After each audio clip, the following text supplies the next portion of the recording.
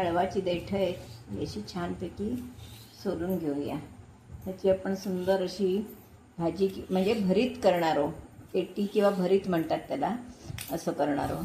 त्याच्यासाठी ही सगळी मी सोलून घेणार आहे आणि असे मोठे तुकडे त्याचे करून घेणार आहे। ह्यातली थोडी देठं मी बारीक पण चिरणार आहे आणि त्याच्याबरोबर पानं पण 4 चिरणार आहे। त्याचं आपण पातळ अळू पण करणार आहोत। असे सगळे प्रकार आपण करणार आहोत।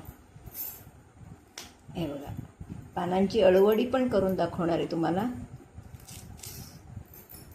आता आपण अळू काढलेलंही बघितलं आपल्या मळ्यातलं।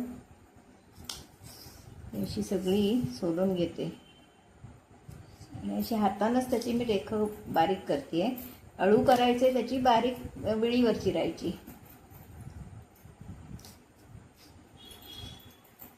या अळवाला अजिबात खाज नाही आहे, हे खायचंच अळू आहे ती, म्हणजे अळूवडी किंवा पातळ अळू फतफतं म्हणतात ते करायची। आपण फतफतं पण करणार आहोत।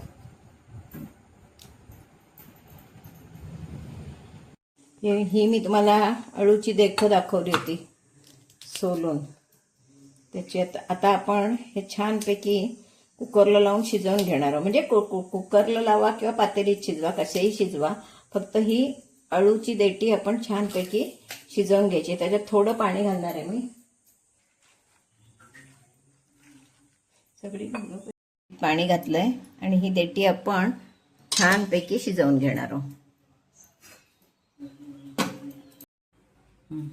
आता ही आपण अळवाची देठ जी शिजत घातली होती ती छानपैकी शिजलेली आहेत। आता ती मी त्यातलं पाणी काढून एका वाडग्यात घेते आणि मग तुम्हाला पुढची कृती दाखवते।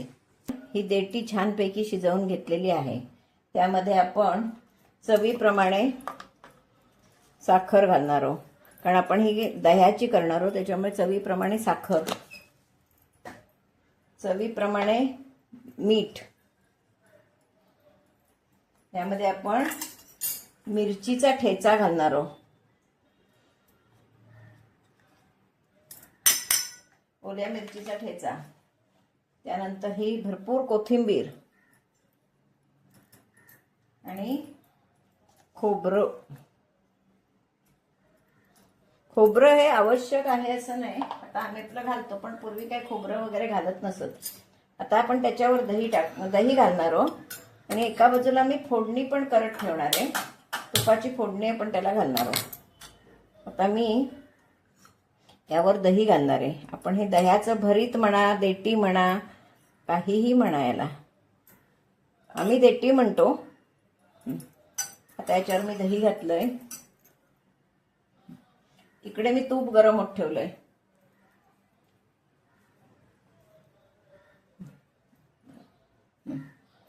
आता आपलं तूप गरम झालं की आपण त्याच्यात जिरं टाकणार आहोत।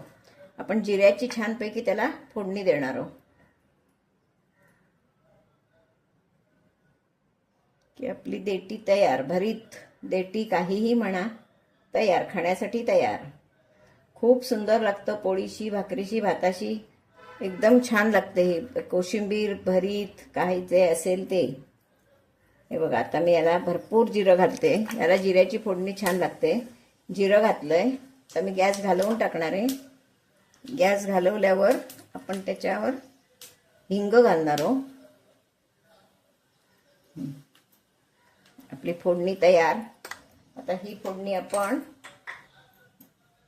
आपल्या या देठीवर घालणार आहोत। तुपाची खमंग फोडणी।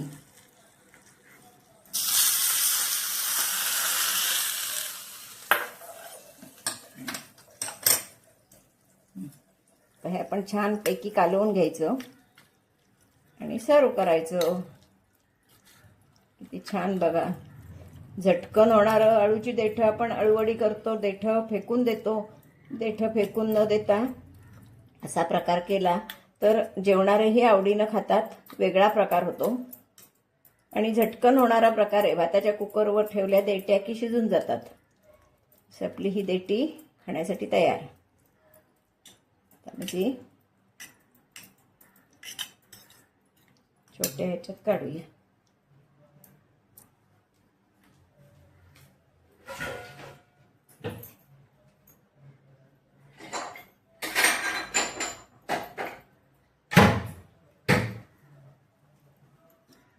आता आपण ही छोट्या बाउलमध्ये काढूया. एक वेगळी चव आणि छान लागतो.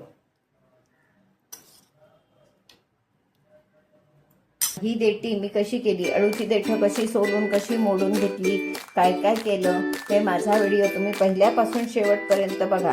तुम्ही ह्या नक्की करून बघा. अळू आणलं की आपण देठी फेकून देतो, तशी फेकून न देता हा पदार्थ नक्की करून बघा. याच्यात आणखीनही व्हेरिएशन करता येतो.